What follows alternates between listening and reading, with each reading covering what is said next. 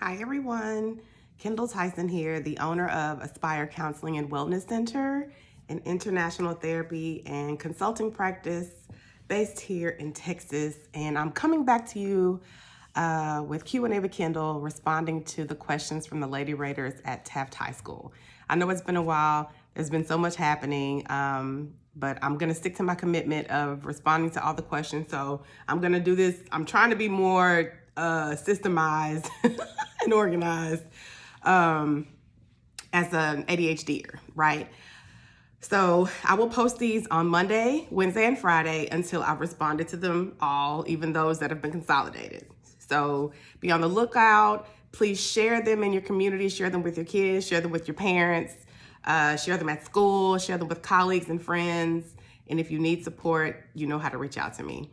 And I'll state, as I always do, that although I may be a licensed psychotherapist, professional school counselor, et cetera, this response to the wonderful questions from the Lady Raiders is not meant to be a substitute for therapy. If you notice that you are experiencing a crisis, if you are struggling with your mental health, even if you're not, right? If you need someone to talk to, if you are feeling lonely and want to figure out a way to, better connect with individuals because we heal in community, you can reach out for support for those, things as well. I provide that support, as do so many other qualified, ethical, and culturally responsive clinicians in the state of Texas. So I got that out the way, which is really important. I have loved some of the responses that I've gotten, and let me go to today's question. It is going to be, how can we practice positive mindsets to where it becomes natural to us? This is a really good question. And what comes to mind when I think about this is the positive mindset a way to avoid, facing challenges?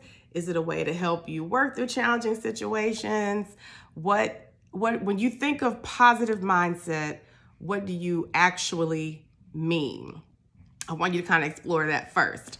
And I want to also distinguish the difference between, having a realistic outlook and toxic positivity. Toxic positivity is everything's gonna be okay. It's not that bad. It's not that big of a deal. Just be positive. Just look on the bright side. Find the silver lining to every challenge. And that can not only be an invalidating way of responding to someone that comes to you with a challenge, it's also harmful because that's just not true, right? Some things don't have a bright side, right? Some things don't have a silver lining. Some things require us to think deeply and feel the discomfort of a situation, which is going to help us be able to manage our emotions, how we respond to things much better. So I want you to kind of assess how have your responses been, to challenging situations. Are you leaning into them? Or are you toxic positivitying your way out of something, which only shovels it down? It doesn't, do away with anything.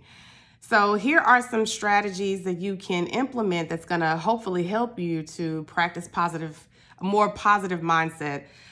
I'm not big on word positive, negative. I would say more helpful, right? One would be challenging your irrational thoughts, challenging your cognitive distortions, right? Noticing when you're using black and white thinking, when you're catastrophizing, when you're trying to read people's minds, when you're trying to tell the future. Noticing, how your thinking is impacting your life, right? Are you able to kind of accept the things that are happening, or do you notice that you're overthinking about a lot of things? Because that overthinking can be a way of us feeling like we have some control over the situation, yet it keeps us immobile. And overthinking takes us out of being action-oriented, right? So challenging your thinking, noticing what you're thinking more frequently, practicing some cognitive diffusion. I would also say practicing gratitude, being grateful, identifying the things in your life that you're grateful for, which will open your perspective to more things to be aware of for gratitude. Here is a strategy. I like to use a gratitude jar, or I like to begin a gratitude jar at the beginning of the year. And essentially, it's a jar. I like to decorate mine because I like that. And every time every day, multiple times a day, however you want to do it, you identify something that you're grateful for. You can write it down on a scrap of paper. You can write it down on Post-it notes, my favorite. Or you can have, paper set aside specifically for gratitude. And each day, we want to make this commitment. Each day you write down something that you're grateful for, or some things that you're grateful for, and you put it in the gratitude jar. And, you can check it mid-year. You can check it at the end of the year. You figure out your timeline. And once you do that, you can see like the accumulation of gratitude, and it helps to build those stores. So that's one. The more that you identify gratitude, the more things to be grateful for will populate your perspective. Ooh, I like that. Another thing that you can do is practice acceptance. Practice acceptance. Practicing acceptance is, and I've said this a few times in some other videos, this is why I don't necessarily call it a positive mindset. I call it a healthy mindset. Practicing acceptance is going to reduce your suffering. I'll give my example. I hate traffic. I hate it. Down to the bone, hate it. And I live in Texas, so there's always traffic. I lived in Beijing, there's always traffic. So I can either lament the fact that I'm in traffic every day because of where I've chosen to live, or what I decided to do after working, talking about this with my therapist as well, and a few other things, is, okay, so I have to accept the fact that I'm going to be in traffic at some point during the day. I can't avoid it. It is what it is. So how do I utilize this time to my benefit? So I started reading my books, which I'm a book nerd. I started listening to podcasts. When I was in Beijing, I would call my mom or my sister or talk to my best friend, because when it was morning in Beijing, it'd be evening here in Texas. I would color, I would do some work, or I would just sit in silence and listen to music. And I felt a lot more settled in my spirit when I would arrive at work or wherever I was going, instead of being frustrated over something that I cannot change. So that's another way, practicing acceptance. It is a skill that you practice over and over and over and over and over again. I don't even think we ever perfect it, because new things pop up that you have to learn to accept. I also think, practicing more mindful techniques that help you to, again, better accept the things outside of your control, as far as mindset. I think that practicing, healthy affirmations, positive affirmations is really important. Y'all know I am an affirmations queen. In fact, I'm going to finally sell my expat affirmations that anybody can use. And if you need more examples of affirmations, I have a host of them on my channel or on my Instagram for the Black Expat Experience, my podcast.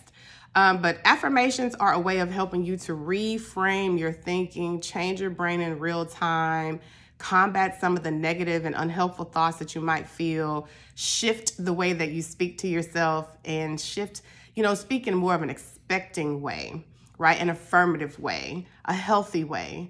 And I would say, practicing self-compassion, having more self-compassionate thoughts, shifting your internal dialogue, challenging that inner critic, and being more compassionate with yourself, going easy with yourself, giving yourself grace, and being more psychologically flexible, which has a lot of different elements of what we just talked about involved in it. I might do a video about that later, but those will be some of the tips that I can say are going to help you. The key is to practice them often, not just when you feel bad. We want not for you to add something else to do, but for you to shift the way that you are experiencing life, the way that you are responding to yourself, engaging with yourself. So the more that you practice these strategies, when you feel great, when you feel when you feel blah, the better it's going to be for you. You have better outcomes. Just keep thinking about, what's the outcome that I'm seeking as I learn to shift my mindset? What do you want? What's the best hope that you have for shifting your thinking, your mindset? Think about that, and then practice some of these strategies and let me know what happens, right? So again, if you are seeking, someone to talk to, a professional, a licensed professional, a clinician, please reach out to us. You can either DM us on Instagram or message us at contact@aspirecounselingwell.com, or visit the website www.aspirecounselingwell.com, and stay tuned on Wednesday for the next Q&A with Kindall. Thank you, Lady Raiders.